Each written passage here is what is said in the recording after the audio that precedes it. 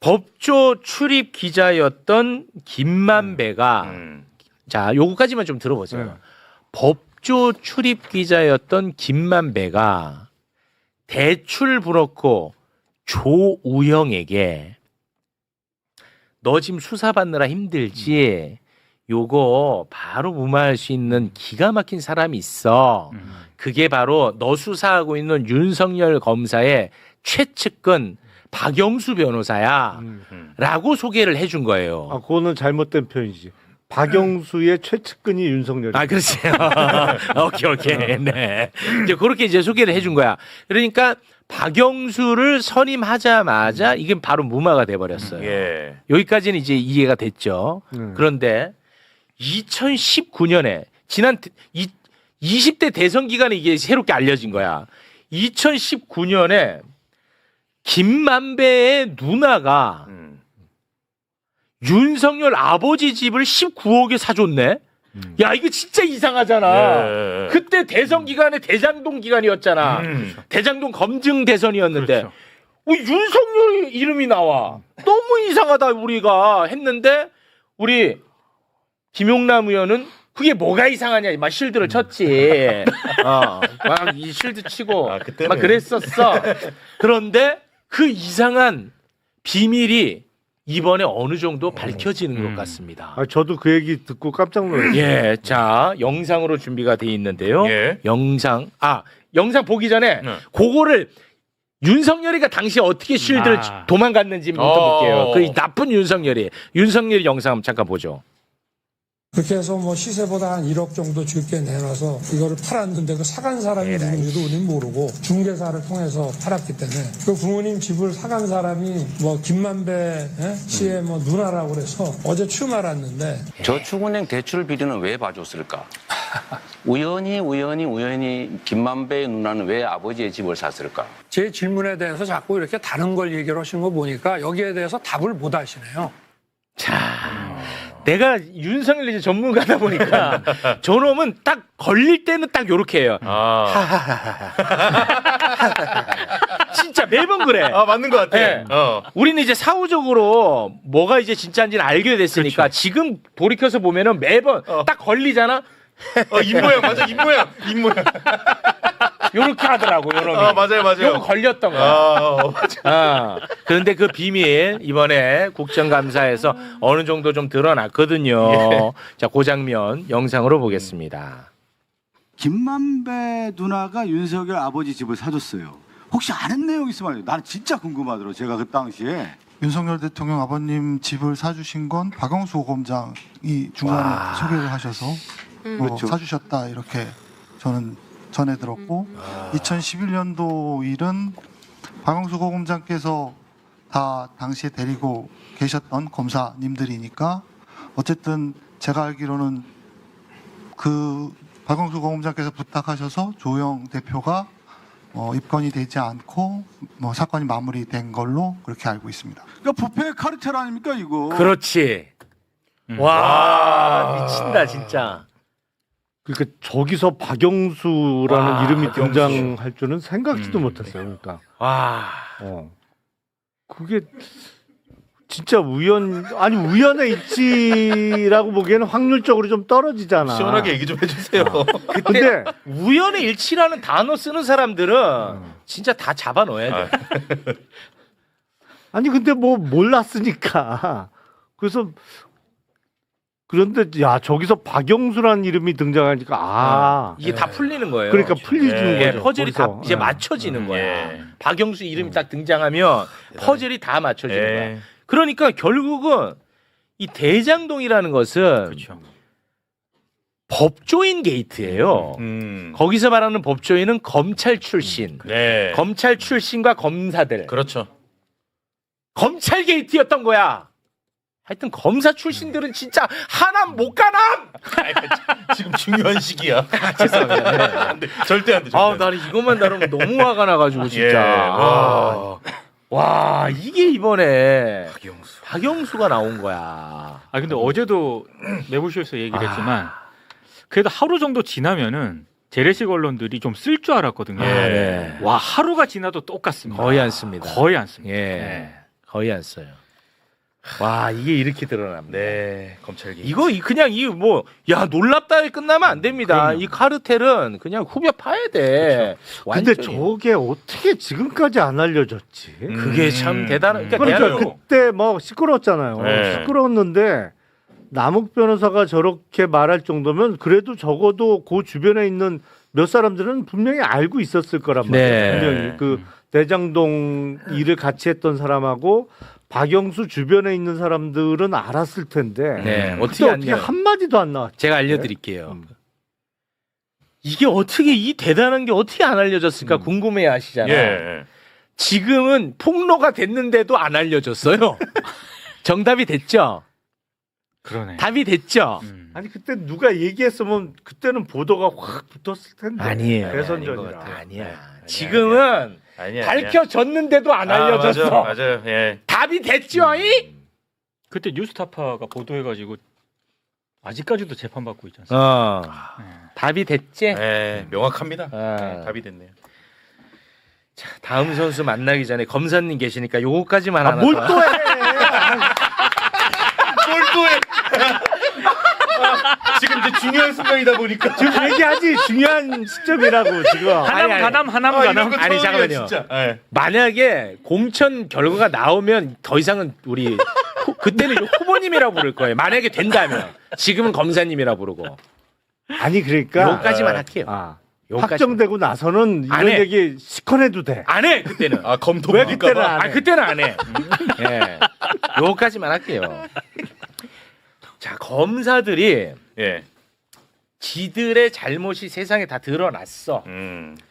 그래도 얼마나 거짓말로 일관하는지 이거는 좀 보여주고 싶은 거야. 뻔뻔하죠, 진짜. 예. 그러니까 조작 수사할 때 그때는 뭐 했다 쳐. 근데 이게 드러났어. 세상에. 예. 안 드러날 줄 알았겠지. 그렇죠. 드러났어. 그때도 얼마나 뻔뻔한지. 근데 요거는 좀 보고 가고 싶다는 예. 겁니다.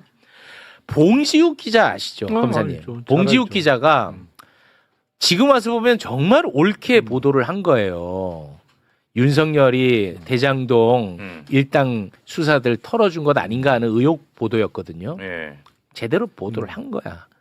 그런데 그 보도를 했다는 이유로 윤석열 명예훼손 사건으로 기소가 돼서 지금 재판을 받고 맞아요. 있습니다. 그렇죠. 예. 알고 계시죠? 그런데 이 검사놈들이 얼마나 지저분한 놈들이냐면 조우영이하고 봉지욱은 네. 통화를 한 번도 한 적이 없어요.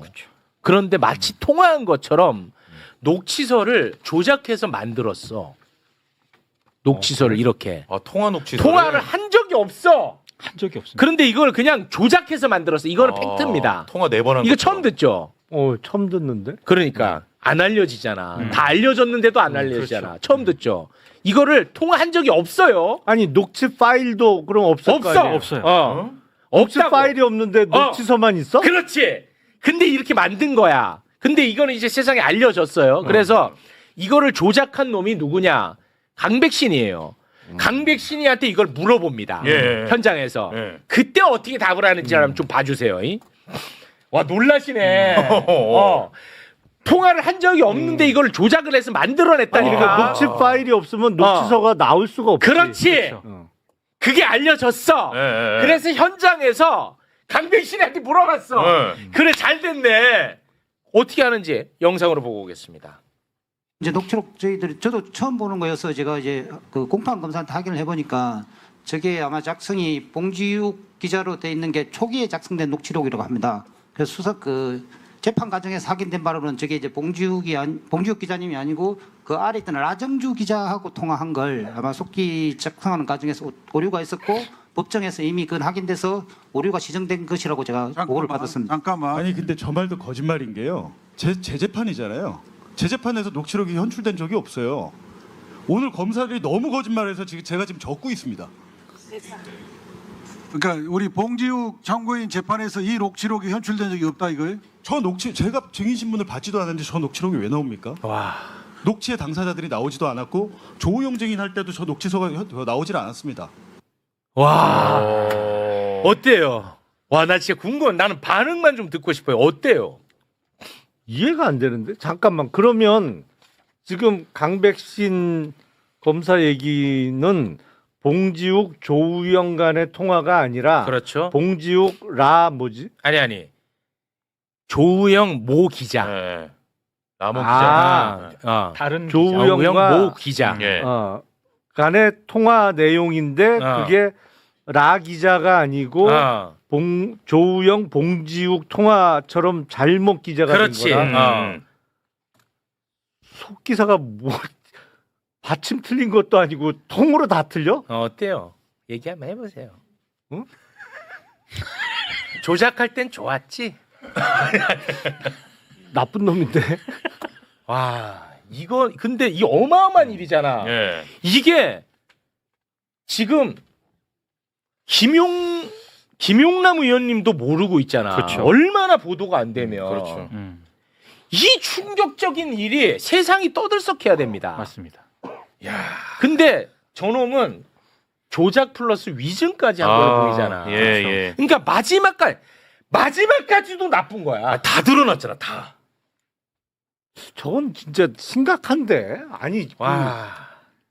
증거를 만들어내면 안 되지. 그렇습니다. 있는 증거를 네. 찾아내는 게 수사지. 와. 없는 증거를 어떻게 만들어내요? 그럼 말이 안 되는 말이 심각해요. 짓이지. 그러니까 왜 이렇게 한 거냐면 이재명 대표 그리고 봉지욱, 뉴스타파 이 기자들이 짜고 윤석열에게 그렇죠. 불리한 여론을 조성하려고 했다라는 것을 세상에 알리고 싶으니까 조우영하고 예. 봉지욱은 계속 소통하는 사이가 돼야 돼. 통화 여러 번 했다. 뭔 말인지 알겠지? 예. 그러면 조우영 라모 기자 간의 통화는 있어요? 그거는? 그거는 뭐 있는지 없는지 제가 잘 모르겠어요. 그거는 강백신이가 그걸로 착각했다고 얘기를 하니까. 네. 아니 근데 그렇다고 무슨 사람 이름을 통화하지 않은 사람 이름을 맞습니다. 문서에 적을 수는 없지. 예. 그래도. 이게 너무 안 알려져서 잠깐 좀 보충학습 차원에서. 근데 조금 딴소리긴 하면 네. 아까 최욱 앵커가 우리 김용남 전 의원한테 예. 당분간은 검찰 개혁 이런 얘기 하지 말라고. 아니에요. 그리고 자기가 계속해. 무지하게 해. 내가 그만하라는데도 계속해. 중요한 순간이니까 이게. 네, 자 고맙습니다. 그래도 같이 이렇게 환해주셔서 대단히 고맙습니다. 자 말씀드리는 순간 20분 전에 오혁진 기자가 앉아 있었습니다. 계속 앉아 계셨어요. 박수로 모시겠습니다. 안녕하세요. 2차 종합특검 관련해서 오늘 중요한 말씀을 좀 전달하고자 저희가 모셨는데요. 네. 2차 종합특검은 2차 계엄에 대해서 굉장히 자세하게 살펴보고 있는 것 같아요. 국회에서 2024년 12월 4일 새벽 1시 2분에 네. 계엄 해제 요구안을 가결시켰잖아요. 그 이후에도 윤석열이는 맞아요. 2차 계엄을 계속 하려고 했습니다. 그럼 뭐 통화 한 번만 잠깐 좀 볼까요? 요거만 그때 볼게요. 당시 윤석열과 이진우 당시 수방사령관의 통화인데요. 윤석열이 이진우에게 결의안이 통과됐다고 하더라도 내가 2번, 3번 계엄하면 되니까 니네는 계속해라. 네. 이렇게 얘기를 그렇습니다. 요거는 1심 재판에서도 인정이 된 부분입니다. 네. 그러니까 윤석열이가 2차 계엄을 시도한 거는 팩트. 그렇죠. 그렇다면 그때 실제로 어떤 부대들이 움직였는지 그거를 2차 종합특검이 들여다보고 있는 것 같아요. 예. 우리 오혁진 기자님. 예. 말씀드리면 되나요? 그렇습니다. 네. 그 이제 윤석열이 합참 그 지휘 통제실 거기를 떠나고 나서 김용현이 이제 곽종근 전 사령관하고 통화를 좀 많이 했었는데 노상원하고도 통화를 했어요. 그래서 제가 노상원 그 통화 기록 계속 좀 보고 있다고 말씀드렸잖아요. 네, 맞습니다. 노상원이 이때 누구랑 통화를 했냐면 그때 제가 지금까지 통화했던 사람들 중에서 정상진 그리고 김흥준 전 그 계엄사 참모장 이렇게만 통화를 했다라고 말씀드렸잖아요. 한 명 더 찾았는데 64 50기 장종중이라는 인물입니다. 이 사람이 이제 육본에서 정책 차장이었고요. 계엄버스 탑승자입니다. 계엄버스 탑승자. 네. 그러니까 김용현이 이제 노상원에게 상원아 이제 어떡하냐라고 묻고 나서 노상원이 장종중에게 전화를 합니다. 출발했냐고. 그러니까 이거는 계엄버스 그 자체가 2차 계엄이네. 예, 2차 계엄의 목적성을 두고 출발하려고 했다고 봐도 이제 과언이 아니고요. 아닙니다. 네. 그래서 장종중 이 사람이 이제 정직당했습니다. 예, 징계를 받았고요. 네. 근데 그 이전에 노상원하고 어떤 접점이 있는지는 제가 조금 더 취재를 하고 있는데 네. 노상원이 이 이후에도 계속 합참하고 계엄사 간부들에게 계속 지속적으로 전화를 합니다. 와. 새벽 3시까지. 그러다가 이제 강호필한테도 전화를 했다가 강호필이 안 받은 거고. 네. 근데 일단 종합특검은 이런 것과 관련된 통화 기록은 다 입수를 한 상태입니다. 그래서 5월달 안에 일단은 김명수 전 합참의장을 부르겠다라는 건 제가 어제까지 체크를 했고요. 아, 그래요? 네. 네. 근데 이제 문제가 뭐냐면 지속적으로 일단 인력난 문제가 계속 해결이 안 돼요. 네. 그리고 지금 김명수가 핸드폰 바꾸고 나서 변호인단 지금 계속 구성하려고 하고 있거든요. 아, 그래요? 근데 로펌 서초동 로펌 쪽에서 다 거절하고 있대요. 사건이 너무 민감하다고. 네. 그래서 어쨌든 김명수 같은 경우에는 피의자로 입건을 해가지고 수사하는 데는 무리가 없는데 네. 강호필 전 사령관 같은 경우에는 조금 입건 자체는 아직은 좀 무리일 것 같다. 아직까지는. 예, 왜냐하면 어쨌든 2차 계엄으로 의심되는 거에 대해서 막았던 사람이고 네. 그다음에 내란 특검팀에서도 적극적으로 협조를 한 부분이 있기 때문에 아직은 입건을 할 만한 그런 증거를 발견하지 못했다라는 게 종합특검팀의 입장입니다. 네, 김명수는 이제 좀 쉽지 않다고 봐야겠네요. 네네네. 김명수 좀 빠져나가기엔 쉽지 않을 것 같습니다. 네. 왜냐하면 어쨌든 합참 법무실장에게도 조언을 받았어요. 이 국회에서 그 계엄 해제가 되고 나서 그러면 우리가 거기에 대해서 뭐 약간 뭐랄까 좀 호응을 해야 되냐 아니면 국무회의가 의결되기 전까지는 뭐 대통령의 명을 따라야 되냐 이런 부분에 대해서 그 합참 법무실장은 어쨌든 국무회의 의결 전에도 국회에서 해제가 됐기 때문에 군을 뭐 출동시키면 안 된다 이런 부분을 조언을 했거든요. 네. 근데 약간 그 한 귀로 듣고 한 귀로 흘리는 식으로 김명수가 좀 대응을 했다고 하더라고요. 그래서 그런 부분이 합참 그 전현직 관계자들로부터 그 종합특검팀에다 진술이 이미 확보가 된 상태여서 네. 김명수는 빠져나가기는 쉽지 않을 것 같습니다. 아유, 네. 그래도 그 좀 어려운 여건 속에서도 2차 종합특검이 굉장히 중요한 부분들을 많이 살펴보고 있네요. 네네. 그리고 그 정보사 관련해 가지고 제가 종합특검팀 그 열심히 하고 있다라고 말하고 싶은 게 지방 출장을 지금 엄청 많이 다니고 있어요. 종합특검팀이. 그런데 그 좀 아쉬운 게 어쨌든 정보사 무인기 공작, 정보사 팀, 노상훈 수첩 팀이 다 각각 따로따로 움직이거든요. 합쳐서 했으면 좋겠는데 어쨌든 권창용 특검이 정보사의 모든 각 사업단에 대해서 출장을 가라. 그래서 1, 2, 3, 4, 5, 6 전부 다 지방 출장을 지금 가고 있고요. 네. 근데 이제 제가 엊그제가 아니라 월요일이구나. 월요일에 정보사 에이전트 분들 만났거든요. 만나가지고 그럼 특검팀에서 이 사업단을 이제 방문하려면 뭘 할 수 있냐. 이게 정보사 특수처에도 보관되어 있지 않은 각 사업단과 각 부대 안에 존치된 문건들 있지 않습니까? 2024년 1월부터 뭐 내라는 기획을 했다고 한다면 그 기획으로 의심되는 뭐 훈련 기록들 그런 것들을 압수수색을 통해서 확보할 수 있다. 그러면 그거는 내란 특검팀에서조차 확보하지 못했던 문건들이거든요. 그걸 확보한다면 대박이겠죠. 네. 근데 이제 지금 가장 핵심은 뭐냐면 지방 출장을 준비를 하고 있는데 그 출장을 갈 만한 인원이 부족하다는 겁니다. 여전히. 네. 여실히 부족하다는 거. 그리고 이거는 제가 공개를 하면 안 되는 문건이라서 이거 비공개 문건이라서 제가 그냥 막 들고 이렇게 흔들진 못하는데 내란 특검팀에 들어갔던 제보 내용입니다. 또 뭐 무서운 얘기인 것 같은데. 제가 원래 이걸 공개를 안 하려고 했어요. 근데 뭐냐면 그 내란 특검팀 이거는 정보사 현직 관계자가 제보했던 내용입니다. 내란 특검팀에 현직? 예, 정보사 현직이었던 사람이 제보했던 내용입니다.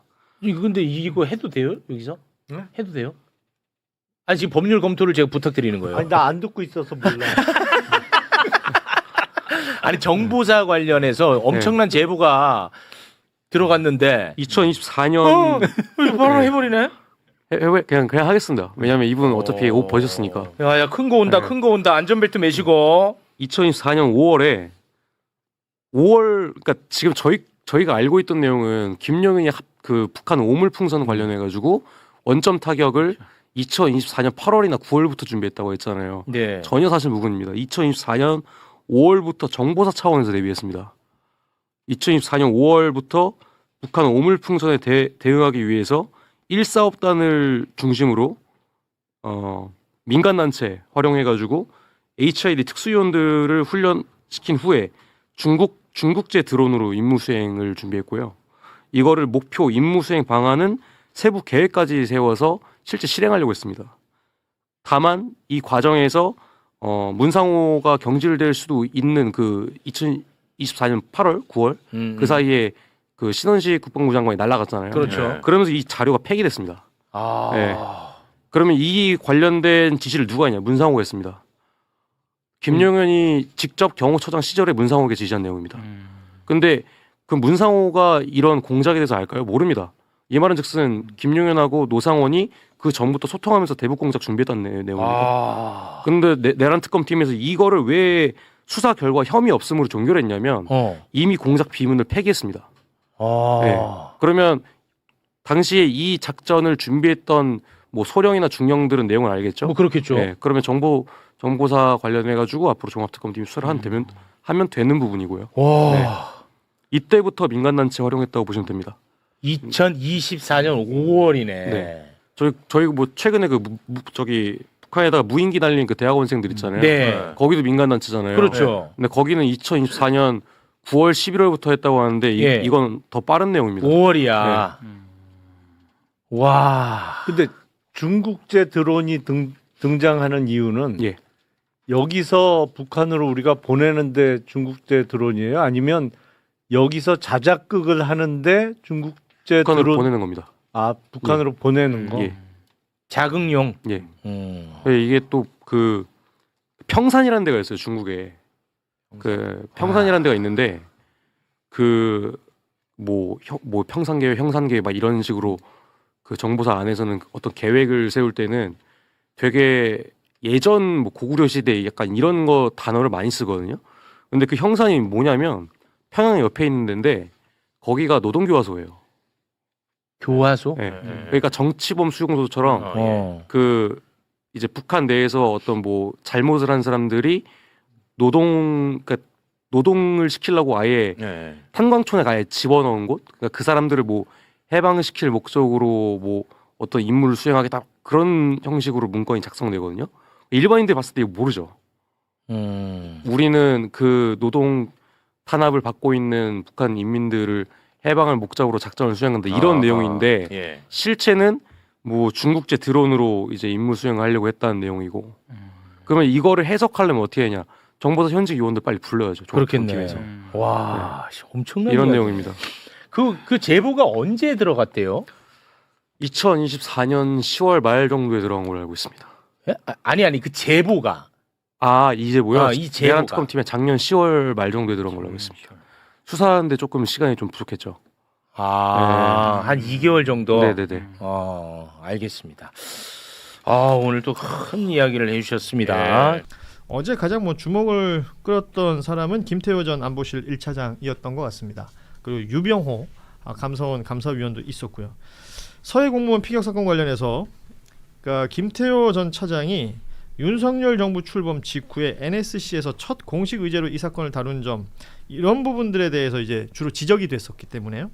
관련 언급들이 있었는데 어떻게들 보셨는지요? 김태호 1차장이 드디어 증인석에 섰고 그의 발언을 우리가 들을 수가 있었는데요. 아무도 얘기 안 해줄 겁니까? 저는 뭐 김태호 전 차장의 말은 잘 모르겠고 그때 저는 이제 명예훼손 사건이라든지 아니면은 그 서해 공무원 피격과 관련돼 가지고 이제 판단이 달랐다라는 어떤 그런 증언 부분에 대해서는 특히 이번 국정조사가 되게 중요한 문제가 진짜로 검찰이 이제 해체된 결정된 이 시점에서 검찰 해체 정당성의 방점을 찍은 국정조사가 되고 있다고 생각을 해요. 그 사실 제가 했던 사건 중에 이제는 말할 수 있다 사건이 하나 있는데 그 윤석열 대통령 명예훼손 사건으로 기자들을 단체로 출국 금지를 시켜놓은 사건이 있었습니다.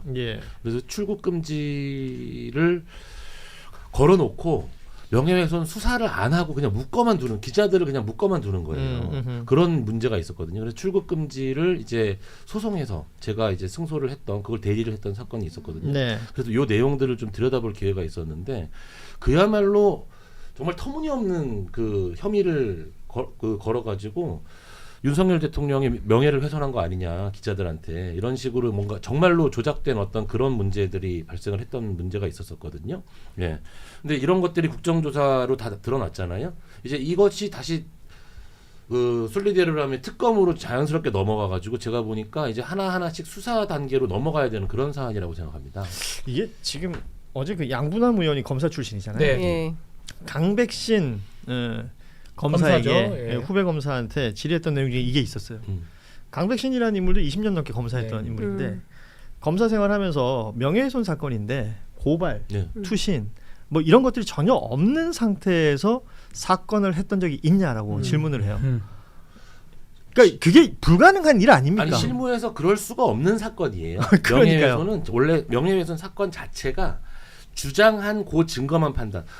명예훼손을 제외한 다른 모든 범죄들은 이제 내가 만약에 뭐 상해를 당했다, 누가 날 때렸다 그러면은 난 맞았다고 그 고소만 하면 누가 날 때렸는지 어떻게 때렸는지는 국가가 수사를 하도록 돼. 그렇죠. 수사의 주체는 국가예요. 예. 그런데 오로지 명예훼손 사건만 유일하게 내가 낸 증거가 명예훼손이 되는지만 판단하거든요. 그러니까요. 그러니까 내가 만약에 명예훼손 당했다 그래가지고 그래 그럼 너희들 SNS를 내가 들어가 봐가지고 경찰이 다 판단해 얘가 진짜 명예훼손을 하고 있구나 이렇게 판단하지 않아요. 그렇게 되면 대한민국은 전부 명예훼손 사건만 수사해야 되는 거예요. 그러니까 명예훼손 사건 자체를 이렇게 수사하는 것 자체가 말이 안 되는 거거든요. 그러니까 이상한 게 어디 한둘이었습니까? 사실 기자들의 보도 활동을 가지고 명예훼손 이라고 대통령이 그리고 심지어는 출국 금지를 걸어놓고 수사를 진행시키지도 않았어요. 거기다 사실은 바이든 날리면도요. 네. 그 외교부가 소송했었어요. 그렇죠. 당사자가 아니잖아요. MBC 소송해버렸죠. 예. 기자들. 그러니까 이런 상황들이 뭐 이건 좀 아주 지엽적인 얘기이긴 합니다만, 그러니까 권력의 정점에 있던 대통령이 검찰 출신이다. 그리고 이제 그 밑으로 뭐 법무부 장관부터 뭐 민정수석 그리고 검찰총장 예하 쭉 검사들이 펼쳐왔던 수많은 이야기들이 지금 나오고 있는 것이고 특유의 이름이 조작기소 특유이지 않습니까? 네. 그러니까 조작했던 내용들을 하나하나 밝히고 있는 내용이고 쌍방울 대북송금 사건에 그러니까 김성태의 진술이었던 거 아니에요? 네. 말하자면 이재명을 위해서 삼자 뇌물을 줬다라는 게 진술이었는데 그 진술 말고 유일하게 물증이라고 얘기했던 게 김성태와 김태균의 회의록이었던 건데. 김태균 회의록이죠. 예. 그러니까 이 회의록 그마저도 조작 의혹인. 지금 이제 노정면 의원이 뭐 일본 직접 다녀오고 직접 가서 한글 파일이 없다는 걸 확인했다는 아니 거예요. 제가 그거를 수차례 얘기를 했어요. 일단 공항에 비즈니스 센터가 없었다는 거 아니 공항이 아니라 호텔에. 호텔. 그러니까 공용 PC를 써서 거기서 출력을 했다라고 얘기를 네, 했는데 말이 그 안 공용 된다는 PC라는 게 그 로비에 한 대 있더만요.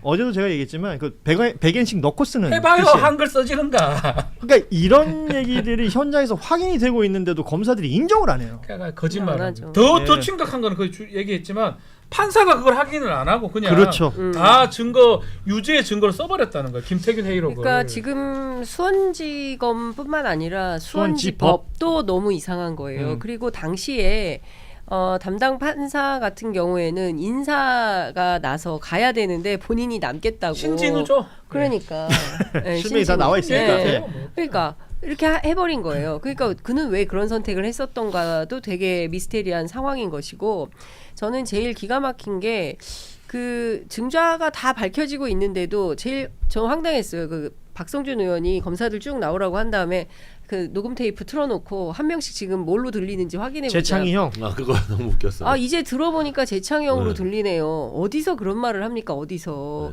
그게 국회의원들이 있는 오밤중에 하는 그 국정조사 자리지만 전 세계에서 대한민국 국민들이 다 들여다보고 있는 거예요. 그렇죠. 국민께 보고하는 자리입니다. 도대체 국민을 어떻게 알길래 이제 와서 들어보니까 재창이 형으로 들리네요. 이런 말을 어떻게 합니까? 수사를 어떻게 했다는 거예요. 그렇게 아직도 오만방자한 그들의 거예요. 근데 태도가 그 검사들이 책임을 져야 된다는 생각을 전혀 안 하는 것 같아요. 더 기가 막힌 게 누구냐면 누가 이원석 검찰총장이에요. 예, 본인들은 듣지 않는다.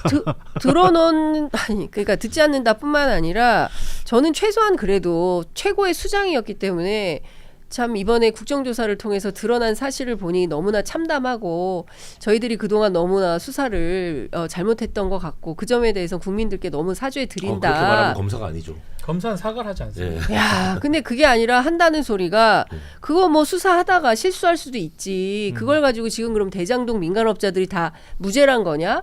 라고 오히려 반문을 하고 화를 내요. 그래서 저는 여기까지 하고 저 사람 야 황당무계하네라고 생각을 했는데 오늘 그 저기 국조특위위원 두 분이 저희 취재 편의점에 인터뷰를 하러 오셨는데 이런 증언을 하시는 거예요.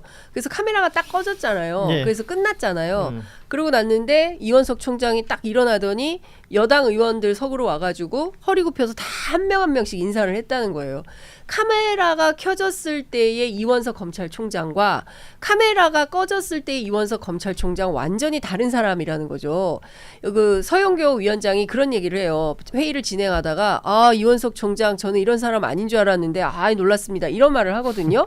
그러니까 본인들한테 평소에 했던 태도와 카메라가 켜졌을 때 하는 이 거만하고 오만한 태도는 완전히 아스라백작 같은 사람이었던 거다. 이게 검찰이다. 그런데 이 사람들한테 콩할 만한 거라도 보안수사권을 줘야 되나? 고민이 더 깊어지는 겁니다. 그렇군요.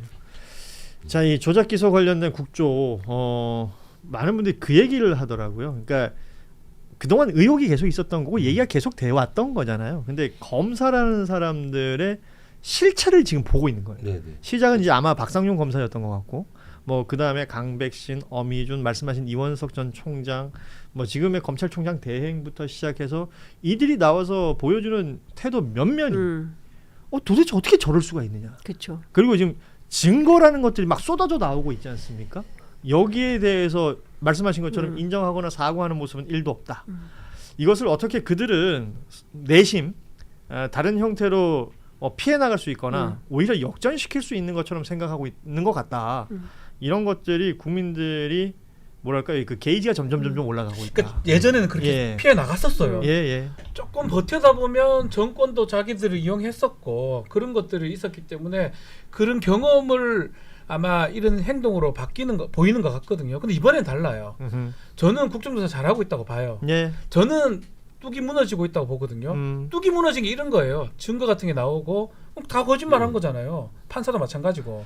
그러면서 무너지는 검사나 무너지는 구성원이 나올 겁니다. 그래서 걔가 그 사람이겠죠. 그 사람이 나와서 막 얘기를 한다든지 진술하는 모습을 아마 저는 곧 보지 않을까 예측을 해봅니다. 저 아까 그 얘기를 좀 하고 싶은데 김태효 그 1차 특검 때 김태효 안보실 1차장이 왜 드러나지가 않지? 이 사람이 핵심 인물인 것 같은데 그랬는데 이제 2차 특검 수사를 통해서 조금씩 드러나고 있는 거잖아요. 사실상 김태효의 지시로 이를테면 그 외환유치죄와 버금가는 방식의 미국을 상대로 이 계엄에 대해서 정당성을 인정받으려고 했다라는 거잖아요. 이것은 윤의 짓이다라고 하면서 JTBC 보도로 드러난 건데 이게 되게 심각한 거거든요. 그러니까 그 필요하면 외세를 끌어들여 가지고 환난을 일으키려고 했던 거예요. 우리 역사에서 많이 봐왔던 건데 김태효가 그걸 하려고 했었던 겁니다. 근데 그동안은 이게 잘 드러나지 않았던 거예요. 그러니까 국정조사도 마찬가지고 특검도 그렇고 아우 뭘 또 특검을 또 해 세금 낭비지 이렇게 할 게 아니다. 드러날 때까지 끝까지 해서 소위 얘기하는 계엄 내란의 잔뿌리까지 다 캐어날 때까지 해야 된다. 우리가 이번에 국조해서 이런 거 드러날 거라고 상상도 못했잖아요. 그래서 어제도 뭐 저희가 얘기를 했습니다만 동력이라는 게 중요한데 그 동력이라는 게 그 텔레비전에 나오는 그 사람들만 가지고 있는 게 아니거든요. 결국 국민의 여론이고 국민들의 목소리가 계속해서 모아져야 되는 것인데 그러려면 제대로 전달이 돼야 돼요. 사실 국회에서 밤 늦게까지 국조가 진행이 됩니다. 이게 무슨 출퇴근 시간이 있어가지고 아침 9시에 시작해서 6시에 끝나는 그런 구조가 아니잖아요. 근데 국민들이 그걸 다 보고 있지 않거든요. 그러면 뉴스 등을 통해서 정리된 화면들, 뭐 선택된 화면들, 발췌된 화면들만 보는 경우들이 많은데 그게 다가 아니다. 그래서 잘 전달해야 뭐 말하자면 분노가 끌어올라도 오를 것이고 특검의 필요성에 대해서 좀 강한 의지를 가질 수도 있는 것이고 정치권에서만 필요하다. 혹은 이 내용을 잘 아는 사람들만 필요하다라는 목소리로는 부족하지 않겠습니까? 그래서 저는 한겨레 TV를 포함한 대한 언론들을 애청자 여러분들께서 지켜주시고 키워주셔야 된다.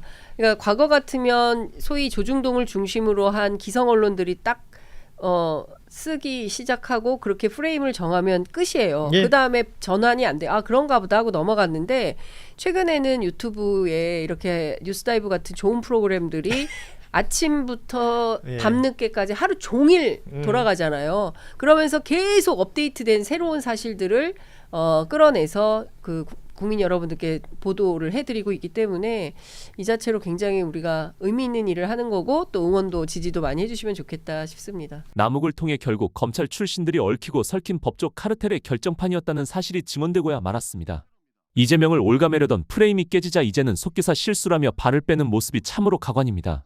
오늘 영상 내용 어떻게 보셨나요? 여러분의 의견을 댓글로 남겨주세요. 구독과 좋아요를 눌러주시면 이재명 정부에게 힘이 됩니다.